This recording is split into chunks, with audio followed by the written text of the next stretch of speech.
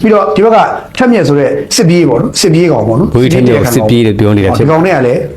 ဘာဖြစ်ပုံရတယ်နော်စစ်ပြေးတွေခံကောင်းနေတယ်သူတို့ရင်းနှီးရှိနေပုံရတယ် ဒီဗီဒီယို reaction လေးကတော့ဒီကြော်မျိုးများနေပြီးတော့မှဘုရားထက်မြက်ရဲ့ဒီ PDF ကောင်းဆောင်ရဲ့ဒေါ်ဒီတာယူမွန်ယောက်ျားဒုတိယဒီပြစောတိကောင်းဆောင်ဦးစိန်လွင်ရဲ့သူတို့သုံးယောက်ရဲ့ဆက်ဆက်ပုံကိုဒီပြောထားတာဖြစ်ပါတယ်နောက်တစ်ချက်ကကျတော့ဒီ CDM ဘုရားထက်မြက်ကိုဒီတော်တော်ကြီးကိုပူဆူပဆက်ပြောထားရလို့ပြောလို့ရပါတယ်ဆိုတော့တစ်ချက်လေးနားထောင်ကြည့်အောင်ပါ ဒီဥစိန်လွင်ဆိုမတ်တီရာယူမွန်ရဲ့ခင်မောင်ဟောင်းဥစိန်လွင်ဆိုတဲ့သူနဲ့ဖမ်းလိုက်တဲ့ PDF ခေါင်းဆောင်နဲ့ဂျားမှာရင်းနှီးမှုတစ်ခုရှိနေဝင်ရတယ်ပြီးတော့ဒီဘက်ကထက်မြက်ဆိုတဲ့စစ်ပြေးပေါ့နော်စစ်ပြေးကောင်ပေါ့နော် ဘုရားထက်မြက်စစ်ပြေးလို့ပြောနေတာဖြစ် ဒီကောင်တွေကလည်းဘာဖြစ်ပုံရတယ်နော်စစ်ပြေးတွေခံကောင်းနေတယ်သူတို့ရင်းနှီးရှိနေပုံရတယ်စစ်ပြေးထက်မြက်ဆိုတဲ့ကောင်ကလည်းခဏတည့်တဲ့အတိုင်းပဲထိုင်းနိုင်ငံမှာဟိုအစားကောင်းတောက်ကောင်းလေးစားပြီးတော့ YouTube ကရတဲ့ပတ်စံတွေနဲ့အစားကောင်းတောက်ကောင်းလေးစားပြီးတော့ခါလဲလုံးဝဝဖီလုံးဖီပြီးတော့ဟမ်လုံးဝခွင်တဲ့ ကြွရတဲ့ပတ်စံ စစ်တပ်မှာတော့သူ့ရဲ့ပြစ်မှုတွေကပြန်ပေါ်ထုတ်လိုက်ရခင်ဗျာရှက်စရာကြီး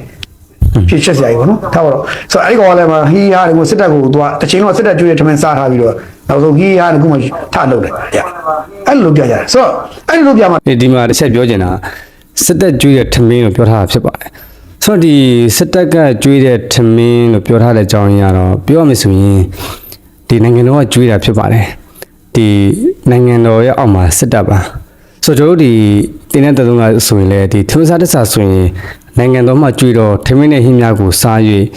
ဒီနိုင်ငံတော်နဲ့တက်မတော်ပေါ်တစ္ဆာဆောင်တည်ယူတည်ပါပြီဆိုပြီးတော့မှတစ္ဆာဆိုရတာပါဆိုတော့ဒီစစ်တပ်ကကျွေးတော့ထမင်းနဲ့ဟင်းကိုစား၍ဆိုမပါပါဘူးနိုင်ငံတော်မှာကျွေးတော့ထမင်းနဲ့ဟင်းများကိုစား၍ဆိုပဲပါတာပါသူပြောတယ်လို့စစ်တပ်ကကျွေးတာမဟုတ်ပါဘူးဆိုတော့တော်တော်များများဒီစစ်တပ်နဲ့ကြောင့်တက်တဲ့ချိန်မှာဒီတရင်မှုတွေဒီတာဝန်ရှိတဲ့သူတွေကနေပြီးတော့မှဝါရဖြန့်တာရှိပါတယ်ဒါတော့ဒီစစ်သားတွေကိုဒီစစ်တပ်ကကြွေးတာစစ်တပ်ရဲ့ကျေးဇူးကိုမေ့လို့မရဘူးဆိုတော့ပြောထားတာဖြစ်ပါတယ်ဆိုတော့အမှန်တကယ်တော့ဒီအစိုးရကကြွေးတာအစိုးရရဲ့အောက်မှာပြည်သူရှိတဲ့အတွက်တော့ဒီပြည်သူကကြွေးတယ်ဆိုတော့ကိုပြည်သူကကြွေးတယ်ဆိုတော့ကိုရှင်းရှင်းလင်းလင်းသိထားဖို့လိုအပ်ပါတယ်အခုဒီတထဲမှာကြံနေတဲ့မိတ်ဆွေတွေနေရောကိုယ်တွေစားနေတဲ့ထမင်းကိုယ်တွေယူနေတဲ့ရိတ်ခါတွေကိုယ်တွေယူနေတဲ့လစာတွေဒီစစ်တပ်ကကြွေးတာလားနိုင်ငံတော်ကကြွေးတာလားနိုင်ငံတော်ကပေးတာလားစစ်တပ်ကပေးတာလားပြည်သူကပေးတာလားဆိုတော့ကိုကွဲကွဲပြားပြားတိဖို့လိုအပ်ပါတယ်ဆိုတော့ချက်လေးကြည့်အောင်ပါ တစ်ချိန်လုံးစစ်တပ်ကျွေးတဲ့ထမင်းစားထားပြီးတော့နောက်ဆုံးဟီးဟားကိုမှထလုပ်တယ်အဲ့လိုပြကြတယ်ဆိုတော့အဲ့လိုပြမှာထမင်းစားတာသူပျော်ပုံရတယ်စစ်တပ်ကဟိုခြေစုစစ်တပ်ကထမင်းလုပ်တွေကော်ထုတ်ရင်ခြေမနဲ့ကော်ထုတ်ရင်ခြေမနဲ့ကော်ထုတ်ရင်လေကြောင်းထဲမှာတောက်လိုက်ထွက်လာမယ့်ဟာဒီသူတို့ကိုယ်တိုင်ပဲစစ်တပ်ကိုစော်ရတယ်ကျွန်တော်တို့ကရှင်းတယ်လို့ကျွန်တော်တို့အခုချိန်ဒီစစ်တပ်ကိုစော်ရတယ်ဘာစော်ကြောင်းမှမရှိဘူး